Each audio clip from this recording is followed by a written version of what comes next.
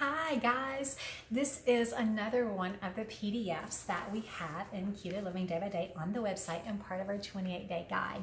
It's a daily food journal. Okay, so do you really need to do this? Some people like to use apps. Some people like the old-fashioned pen and paper.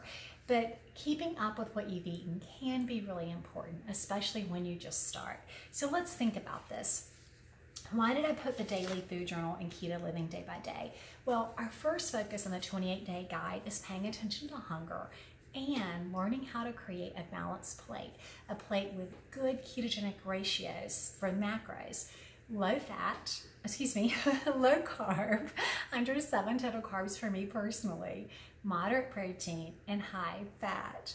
So you can use an app, and there are a couple of apps out there that people do like, but remember this, often apps are populated by other users. So if you go into MyFitnessPal and you want to put in an egg, it's going to come up with different numbers of calories, different numbers of carbohydrates and protein, and yes, there are carbohydrates in eggs. It's low, but there are carbohydrates. And so you have to be really careful with that. What I prefer to do is to write it down myself and use the USDA Standard Reference Database. And I'll link to that. If you look in the video description, I'll link to where you can find this free PDF that you can download and print. And I'll link to the USDA database. But what I wanted to emphasize in this, and if you want to use an app, use that. But what I wanted to emphasize in the daily food log is that we ask you to write down, what time of day did you eat? This is to create an awareness for you of how frequently you're eating, and we ask about your hunger level. So what time did you eat your first meal of the day, and how hungry were you? 1 through 10. 10 is, oh my goodness, I'm just ravenous, I could eat the cabinet off. If you're in the 4, 5, 6 zone, you're like, yeah, I'm okay, I could eat. And then this is, of course, anywhere in between.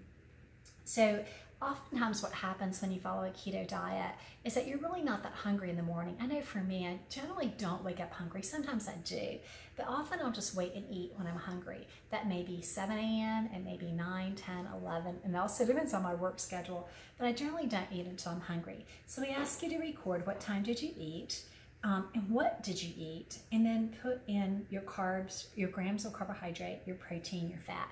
Notice calories aren't on here at all. And then you want to put how satisfied you were after you ate. Did you feel full? Were you still hungry? How did you feel after you ate this amount of food? Then write down your second meal. Notice we don't really have the snacks here. They're down here if you need a snack. But what you really want to happen, if you're having good balanced meals, most of the time you can go at least 4 hours, often 6 hours, so 4 to 6 hours from this first meal to this meal is a great rule of thumb. It means that this meal was satiating to you, so you could last 4 to 6 hours before you really wanted to eat again. Again, look at your hunger level.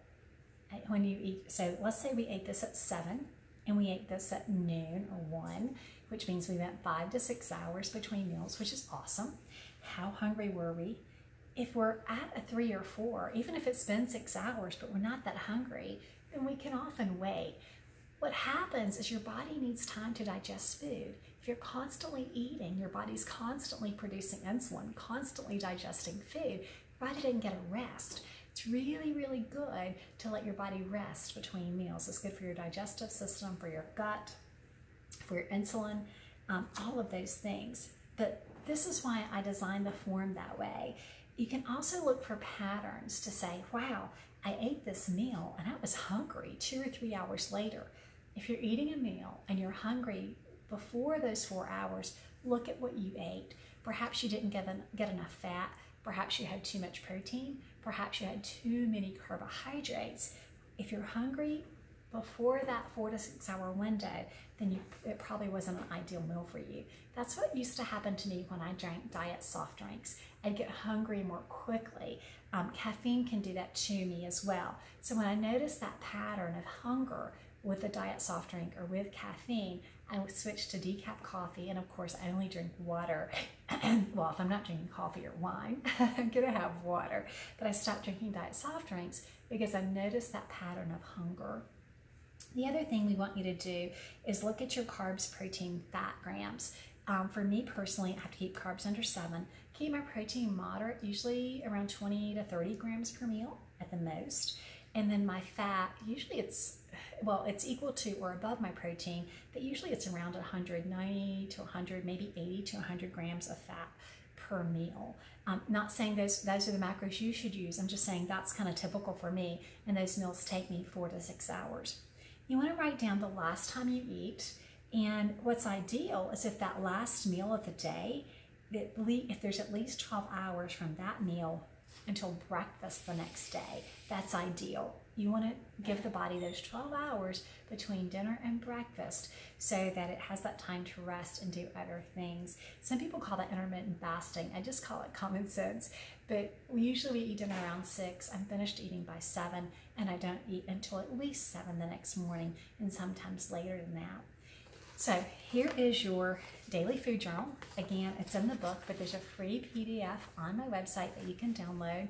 And I hope that if you use that PDF, that it will help you to discover what meals work really well for you, help you to learn to eat to hunger and not eat to the clock, and help you figure out what macronutrient ratios are ideal for you.